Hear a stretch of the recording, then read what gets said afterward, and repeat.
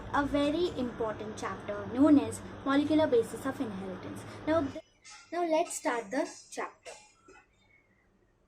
This topic means how the DNA is being discovered, and the same topic is being mentioned in NCRT as the name, the search for genetic material. So, what is DNA? We all know the full form of DNA. It is deoxyribonucleic acid. Let me write it. DNA. Now, where it is found? We all know that our whole body is made up of a very small unit, which is like a basic unit known as cell. Every cell has a nucleus, which is also known as the director of the cell, because it controls all the activities of the cell. That's why nucleus is known as director of the cell. In this very nucleus, our DNA is found. Why it is known as the unit of life? Because whatever characters we have, okay, the information of that characters is being stored in DNA. Okay, for example, if you have blue colored eyes or black colored eyes, this information is being stored in DNA, and it's your DNA which decides what characters you will be having. Okay. Now we are going to start with how the DNA is being discovered. Let's start with Frederick Miescher. Okay, he started working on WBCs. उन्होंने क्या किया ना, hospital गए, वहाँ पे जो dustbin में bandages होते थे ना, वहाँ से उन्होंने मतलब बैंडेजेस कलेक्ट किया, बिकॉज ऑफ ऑब्वियसली बैंडेजेस है तो उसमें बहुत सारा पस होगा इन्फेक्शन का, क्योंकि इन्फेक्शन जब भी होता है ना, WBCs तो होते ही, वाइट ब्लड सेल्स, तो उन्होंने वहाँ से कलेक्ट किया। फिर उस सेल्स में यानी कि WBCs में उन्होंने डाला वीक अल्कलाइन सोल्यूशन, ठीक है। उससे क्या होना, सेल्स ब्रेक हो गए। अब देखो यहाँ पे अगर ये सेल्स ब्रेक हो गए, मतलब ये सेल की बाउंड्री चली गई, करेक्ट, तो ये न्यूक्लियस प्रेसिपिटेट। और मैंने अभी अभी बताया न्यूक्लियस में क्या है, DNA। उनको एक यूनिक सब्सटेंस मिला, ठीक है, उनके सोल्यूशन में उनको एक यूनिक सब्सटेंस मिला, उन्होंने उसको नाम दे दिया न्यूक्लियस। तो उनको जो एक यूनिक सब्सटेंस मिला ना, फ्रेडरिक मीशर ने उसका न्यूक्लिन नाम रखा। क्या रखा नाम? न्यूक्लिन। बस वो यहीं पे रुक गए। बाद में एक ऑल्टमैन नाम के साइंटिस्ट है। कौन है? ऑल्टमैन। तो ऑल्टमैन ने ये बताया कि ये जो सब्सटेंस है जो फ्रेडरिक मीशर ने प्रेसिपिटेट आउट किया था WBC सेल्स में से, तो उन्होंने बताया जो है ना, ये एसिडिक नेचर है। तो ऑल्टमैन ने फिर न्यूक्लिन को कन्वर्ट करके क्या नाम दे दिया? Nucleic acid. क्या नाम दे दिया? Nucleic acid. क्यों? क्योंकि उनको ये पता चला कि ये जो न्यूक्लिन है वो उसका नेचर जो है एसिडिक है, तो ऑल्टमैन ने उसको न्यूक्लिक एसिड नाम दे दिया। अब आए जेरिक। कौन है? जेरिक। मतलब DNA जो टर्म है ना, DNA डीऑक्सीराइबोन्यूक्लिक एसिड, ये जो टर्म है ना, ये जेरिक ने बताया। किसने बताया? जेरिक ने। ओके, तो इस तरह से ये जो चीज़ है जो फ्रेडरिक मीशर को मिली थी, उन्होंने उसको न्यूक्लिन नाम दिया था। बाद में ऑल्टमैन आए, उन्होंने ये पता किया कि ये एसिडिक है, तो उन्होंने उसको न्यूक्लिक एसिड नाम दे दिया। बाद में जेरिक ने ये टर्म दिया DNA, और इसकी वजह से आज तक इस सब्सटेंस को DNA बोला जाता है। तो आपको इतना समझ में आ गया कि DNA क्यों बोला जाता है, किसने दिया। Okay, these two scientist are not important because they are not even mentioned in NCRT as well as in your board text books, but you should know about this. अब आए दूसरे scientist known as Frederick Griffith. तो this all started in 1928। Okay, Frederick Griffith जो है एक bacteria पे काम कर रहे थे। उसका नाम था स्ट्रेप्टोकोकस न्यूमोनिया, और ये बैक्टीरिया ना एक डिजीज कॉज करता है, उसका नाम है न्यूमोनिया। जैसे कि हमको पता है विब्रियो कॉलेरा, ये कॉलेरा कॉज करता है। Then we have salmonella typhi, ये टाइफाइड कॉज करता है। उसी तरह ये जो बैक्टीरिया है स्ट्रेप्टोकोकस न्यूमोनिया, ये न्यूमोनिया पे काम करता है, ठीक है, मतलब न्यूमोनिया डिसीज करता है। अब इसके ना 2 स्ट्रेन्स थे, ठीक है, इसके 2 स्ट्रेन हैं। उस बैक्टीरिया के 2 स्ट्रेन थे, एक था R स्ट्रेन, एक था S स्ट्रेन। नाउ ये क्या स्ट्रेन? देखो, S स्ट्रेन ना अपने अराउंड एक कोट बना लेता है, यू नो, लाइक वो कंबल ओढ़ लेता है, ऐसा हम समझ सकते हैं। उसको बोलते हैं पॉलीसैकेराइड कोट, ठीक है। तो उस कोट की वजह से ना वो उसका जो अपीयरेंस है वो स्मूथ और शाइनी अपीयरेंस आता है। तो S फॉर शाइनी, तो उसको S स्ट्रेन नाम दे दिया। और वहीं जो R स्ट्रेन ना, वो अपने आजू बाजू वो कोट नहीं बनाता, ठीक है। तो इसीलिए उसकी जो कॉलोनीज हो ना बहुत रफ कॉलोनीज होती है, मतलब वो बहुत रफ सा दिखता है। इसीलिए R for rough, S for smooth या फिर शाइनी। तो दो स्ट्रेन होते थे, आर स्ट्रेन, एस स्ट्रेन। अब देखो कौन डिजीज कॉजिंग है और कौन डिजीज कॉजिंग नहीं है। ये बैक्टीरिया जब हमारे बॉडी में आता है, फॉर एग्जाम्पल ये बैक्टीरिया आ गया और सपोज एस स्ट्रेन आ गया।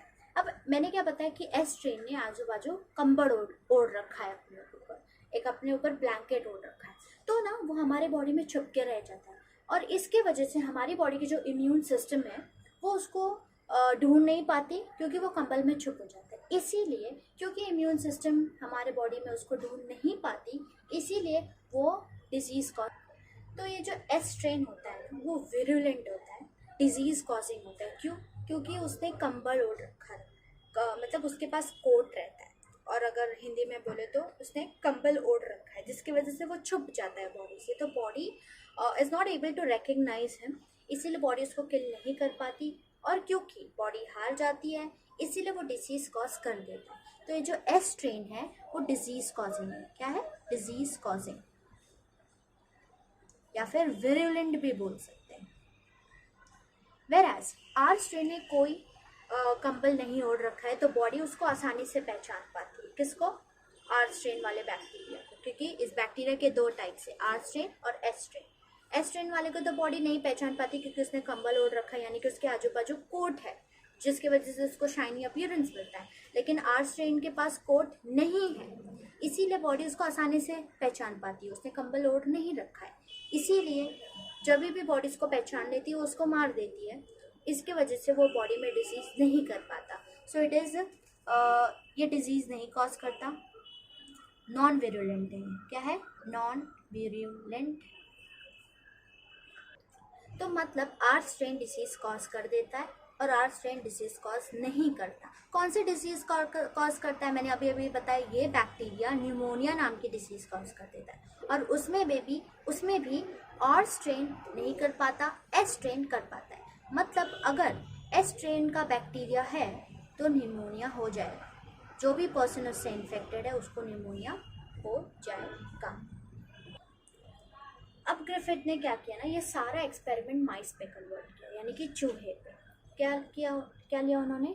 माइस लिया। अब उन्होंने एक बार माइस में एस स्ट्रेन डाला, फिर माइस में आर स्ट्रेन डाला। तो एक बार एस स्ट्रेन उन्होंने माइस में डाला और आर स्ट्रेन उन्होंने माइस में डाला। अब एस स्ट्रेन अभी मैंने बताया इट इज डिजीज कॉजिंग, मतलब जब भी मैं एस स्ट्रेन को डालूंगी तब माइस में न्यूमोनिया डिजीज हो जाए। तो अगर मैं एस स्ट्रेन डालूंगी माइस में, एस स्ट्रेन इंजेक्ट इनटू माइस, तो ऑब्वियसली माइस डाई। लेकिन अगर मैं आर स्ट्रेन डालूंगी, आर स्ट्रेन क्या है? नॉन विरुलेंट है, डिसीज कॉजिंग नहीं है। क्यों? वो डिसीज कॉज करना तो चाहता है बट हमारी बॉडी उसको करने ही नहीं देती है। क्यों? क्योंकि इम्यून सिस्टम उसको पहचान लेता है, क्योंकि उसके पास पॉलीसैकेराइड कोट नहीं है जो एस स्ट्रेन के पास होता है, और उसी कोट से वो बच जाता है। कौन? S strain. इसलिए वो डिसीज कॉज कर देता है, but R strain disease cause नहीं कर पाता। इसीलिए माइस को डिसीज नहीं होगी, और अगर उसको डिसीज नहीं होगी तो वो जिंदा रहेगा, तो माइस लिव। अब उन्होंने देखा रही है एस स्ट्रेन तो बहुत गड़बड़ कर रहा है, ये सबको डिसीज कॉज कर देता है। तो उन्होंने सोचा क्यों ना मैं एस स्ट्रेन को हीट किल कर दूँ, मतलब उसका टेम्परेचर बढ़ा दूँ जिसकी वजह से वो बैक्टीरिया मर जाए। तो अब उन्होंने क्या किया? एस स्ट्रेन को हीट किल्ड कर दिया। क्या कर दिया? हीट किल्ड, मतलब हीट देके उस एस स्ट्रेन को मार दिया। और अब उस हीट किल्ड एस स्ट्रेन को उन्होंने माइस के अंदर इंजेक्ट किया। अब आपको क्या लगता है अब क्या होना चाहिए? अब वो एस स्ट्रेन तो मर चुका है, और अगर वो बैक्टीरिया मर चुका है मतलब वो डिसीज नहीं कॉज कर पाएगा, मतलब वो माइस के अंदर डिसीज कॉज नहीं कर पाएगा, और अगर डिसीज कॉज नहीं कर पाएगा मतलब ऑब्वियसली माइस जिंदा रहेगा। करेक्ट? तो यही होना चाहिए हमारे हिसाब से। अब देखते हैं ग्रिफिथ ने जो एक्सपेरिमेंट किया उसके हिसाब से क्या रिजल्ट। ग्रिफिथ को भी यही मिला कि माइस लिव, माइस जिंदा था। ठीक है? क्यों? क्योंकि एस स्ट्रेन तो है ही नहीं हीट कर मतलब डिसीज कॉज करने के लिए। अब एक और कंडीशन ग्रिफिथ ने सोचा आर स्ट्रेन से भी कुछ नहीं होता माइस को, और हीट किल्ड एस स्ट्रेन से भी कुछ नहीं होता माइस को। क्यों ना मैं इन दोनों को मिक्स कर लूँ, मतलब आर स्ट्रेन को भी लूँ और हीट किल्ड एस स्ट्रेन को भी लूँ, दोनों को मिक्स कर दूँ और फिर माइस में इंजेक्ट करूँ तो देखते हैं माइस को माइस जिंदा रहता है कि मर जाता है। हम अज्यूम करते हैं, देखो आर स्ट्रेन जो नॉन विरुलेंट था, नॉन डिजीज कॉजिंग था, डिजीज कॉज नहीं करता था, उसके वजह से तो माइस जिंदा रहता था। हीट किल्ड एस स्ट्रेन से भी माइस जिंदा रहता था, मतलब अगर मैं दोनों को मिक्स भी करूँगी तो भी माइस को जिंदा ही रहना चाहिए, करेक्ट। लेकिन लेट्स से मतलब अभी हम देखते हैं कि ग्रिफिथ को क्या रिजल्ट मिला। तो अब उसने आर स्ट्रेन और हीट किल्ड एस स्ट्रेन दोनों को मिक्स किया और दोनों को मिक्स करके माइस के अंदर इंजेक्ट किया। हमारे हिसाब से तो माइस तो जिंदा रहना चाहिए, क्योंकि ये भी नॉन डिजीज कॉजिंग है और ये भी हीट के वजह से, हीट किल्ड के वजह से नॉन डिजीज कॉजिंग बन चुका है। तो हमारे हिसाब से तो माइस को जिंदा रहना चाहिए। और ग्रिफिथ ने भी यही सोचा कि माइस को तो जिंदा ही रहना चाहिए, क्योंकि ये भी नॉन डिजीज कॉजिंग, ये भी नहीं non disease causing.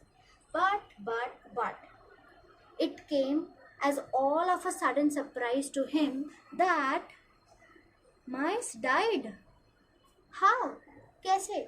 R strain भी डिजीज कॉजिंग नहीं था, एस स्ट्रेन भी डिजीज कॉजिंग नहीं था, मतलब हीट किल्ड दोनों भी डिजीज कॉजिंग नहीं थे, बट फिर भी माइस क्यों डाइड हो, क्यों मर गया? तो उन्होंने ये जो सरप्राइजिंगली उनको ये जो रिजल्ट मिला, उन्होंने बताया, मतलब उन्होंने इसका रीज़न दिया ट्रांसफॉर्मिंग प्रिंसिपल। उन्होंने देखा कि वो जो मरा हुआ माइस है उसमें से उसके ब्लड में से उनको क्या मिला, एस स्ट्रेन्स मिले, एस स्ट्रेन्स। उन्होंने ये सोचा कि एस स्ट्रेन को तो मैंने मार दिया है ना, तो वो कैसे जिंदा हो गए? तो मरे हुए जिंदा नहीं हो सकते, लेकिन उन्होंने इसका ये रीज़न दिया कि somehow R strain S strain में कन्वर्ट हो गए होंगे और वही एस स्ट्रेन ने माइस में डिजीज कर दिया और उसी डिजीज की वजह से माइस मर गया। उन्होंने क्या बताया कि समहाउ आर स्ट्रेन किसी भी तरह एस स्ट्रेन में कन्वर्ट हो गए। सपोज ये आर स्ट्रेन है, ये एस स्ट्रेन और एस तो मर चुके हैं, करेक्ट।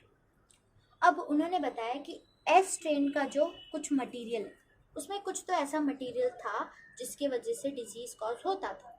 ये जो मटेरियल किसी भी तरह आर स्ट्रेन में चला गया होगा और उस वजह से अब इसका जो मटेरियल था आर में चला गया और इसके वजह से आर के आसपास भी कोटिंग बनने लगी। क्या बनने लगी? कोटिंग।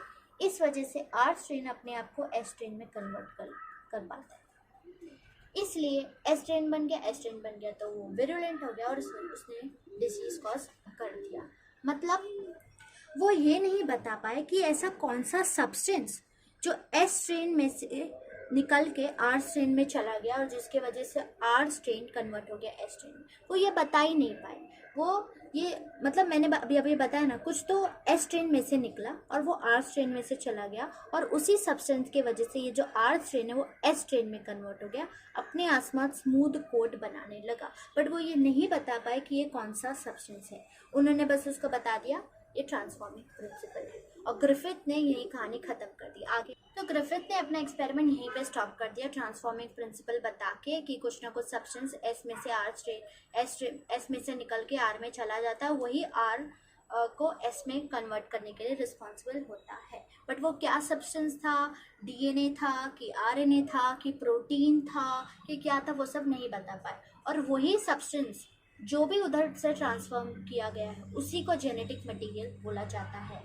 आज हम जानते हैं कि DNA is a genetic material, but back then in 1928 in 20th century we didn't know, we don't had any idea about the genetic material। देखो अभी तक मैंने दो साइंटिस्ट के बारे में बताया, पहले मैंने फ्रेडरिक मीशर के बारे में बताया, दूसरा मैंने फ्रेडरिक ग्रिफिथ के बारे में बताया। अभी तक हमने ग्रिफिथ ट्रांसफॉर्मिंग प्रिंसिपल पढ़ रहे थे।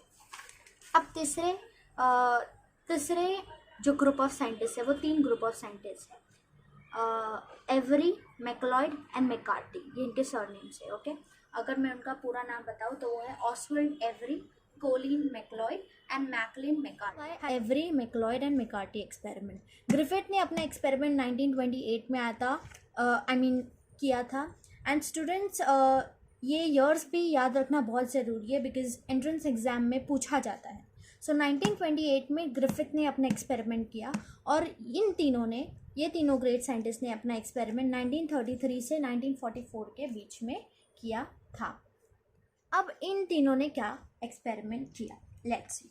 अब देखो, इन्होंने ना ग्रिफिथ के ट्रांसफॉर्मिंग प्रिंसिपल के ऊपर काम करना ज़रूरी समझा क्योंकि उनको वो बहुत सरप्राइज लगा। तो उन्होंने ये काम करना ज़रूरी समझा कि ये कौन सा सब्सटेंस है जो एस स्ट्रेन में से निकल के आर स्ट्रेन में चला जाता है।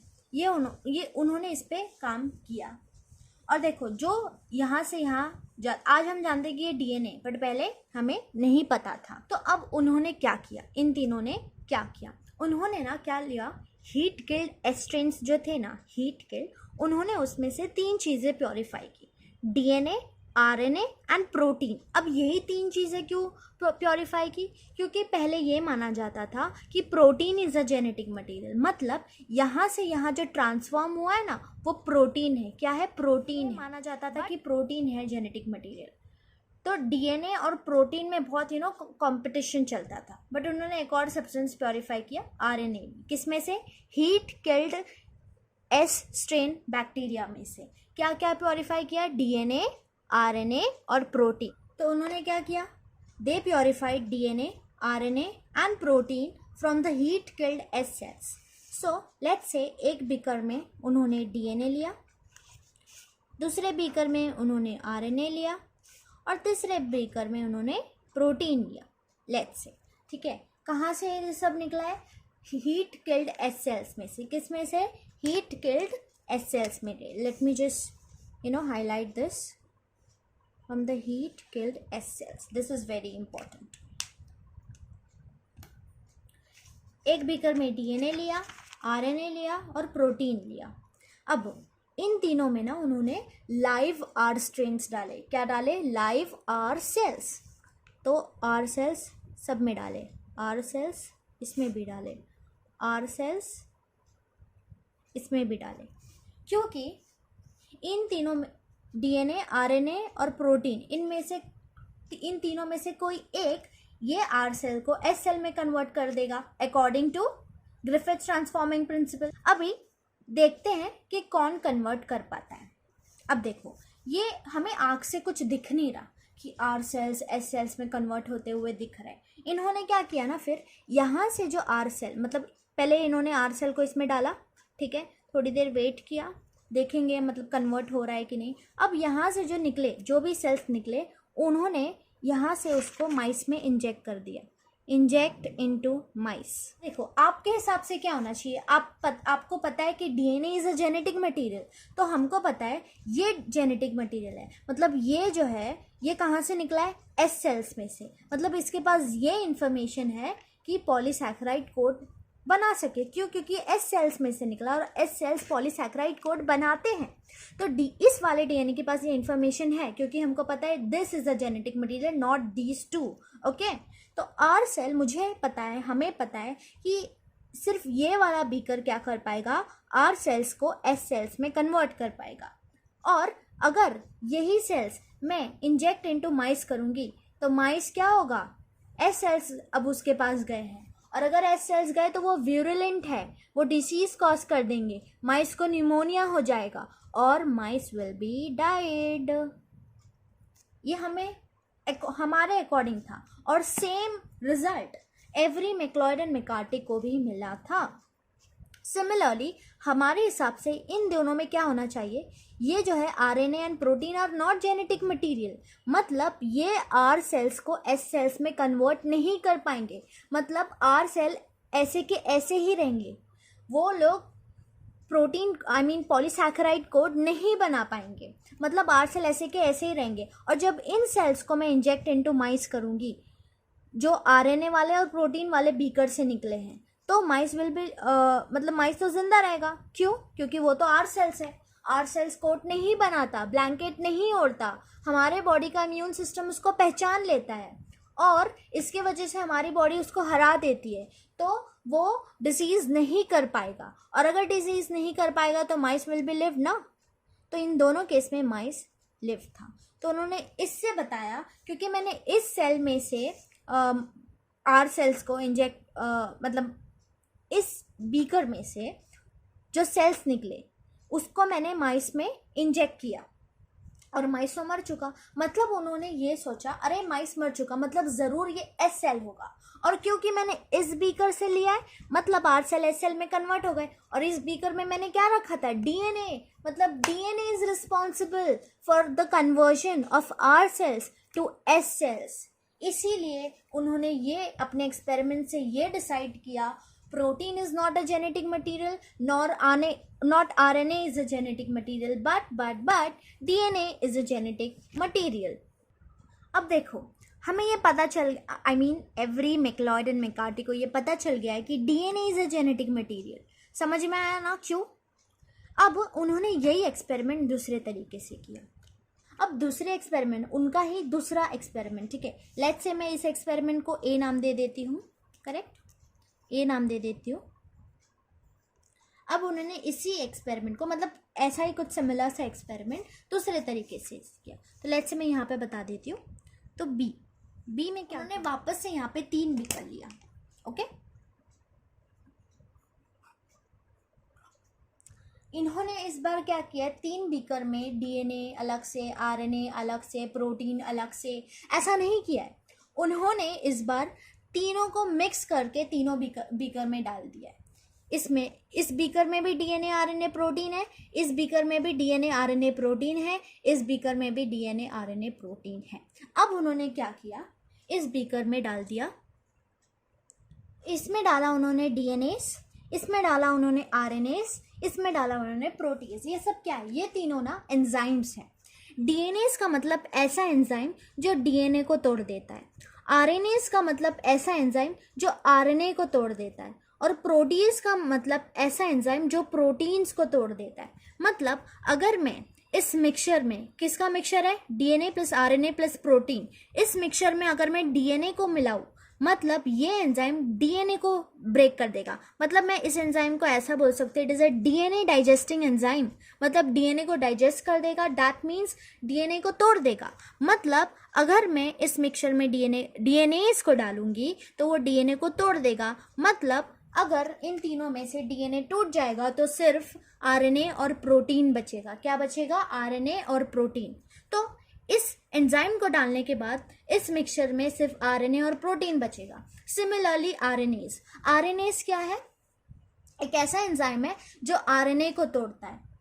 मतलब ये आरएनए डाइजेस्टिंग एंजाइम है, मतलब ये आरएनए को तोड़ देगा। अगर मैं इस मिक्सचर में आरएनएस को डालूंगी तो वो आरएनए को तोड़ देगा। पहले से मिक्सचर में क्या था, DNA plus RNA plus protein, but ये अब आरएनए को तोड़ देगा। मतलब आरएनए इसमें नहीं रहेगा। बाद में ये एंजाइम डालने के बाद इस बीकर में सिर्फ क्या बचेगा, डीएनए और प्रोटीन। सिमिलरली प्रोटीएजेस वो होते हैं जो प्रोटीन को तोड़ता है। मतलब इस मिक्सचर में वो प्रोटीन को तोड़ देगा, मतलब सिर्फ बचेगा डीएनए और आरएनए। समझ में आया? डीएनएज और आरएनएज और प्रोटीएजेस क्या होता है, they are digesting enzymes. DNA is DNA digesting enzyme, RNase is RNA digesting enzyme, and proteases are protein digesting enzyme. Getting me? Okay? Now, अब देखो इस मिक्सचर में अब सिर्फ क्या बचा है, RNA और protein. Let me write it. RNA plus protein. यहाँ पे क्या बचा है, RNA डालने के बाद DNA प्लस प्रोटीन. इसमें क्या बचा है, प्रोटीन डालने के बाद DNA प्लस RNA. अब ये एंजाइम्स डालने के बाद इन तीनों ग्रेट साइंटिस्ट ने इसमें डाला आर सेल्स. क्या डाला, आर सेल्स. वापस से पिछले बार की तरह. अब आप लोग मुझे बताओ, इन तीनों केसेस में कौन से केसेस में आर सेल्स एस सेल्स में कन्वर्ट हो जाएगा? आपका आंसर यही होगा ना, कि जिसमें डीएनए होगा उसमें आर सेल्स एस सेल्स में कन्वर्ट हो जाएगा, और जिसमें डीएनए नहीं होगा उसमें आर सेल्स एस सेल्स में कन्वर्ट नहीं हो पाएगा. करेक्ट? यही आप सोचा है.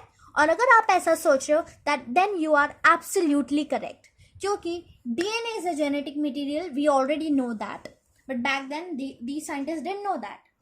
ओके, तो हमको ये पता है कि जिसमें डीएनए होगा उस केसेस में आर सेल्स एस सेल्स में कन्वर्ट हो जाएंगे, बट जिसमें डीएनए नहीं होगा उस केस में आर सेल्स एस सेल्स में कन्वर्ट नहीं होंगे। ओके, तो इसमें आरएनए और प्रोटीन है, मतलब डीएनए नहीं है, मतलब इसी केस में आर सेल्स एस सेल्स में कन्वर्ट नहीं हो पाएंगे। इसमें डीएनए और प्रोटीन है, डीएनए है ना, DNA is responsible for converting R cells into S cells, तो इस केस में आर सेल्स एस सेल्स में कन्वर्ट हो जाएंगे।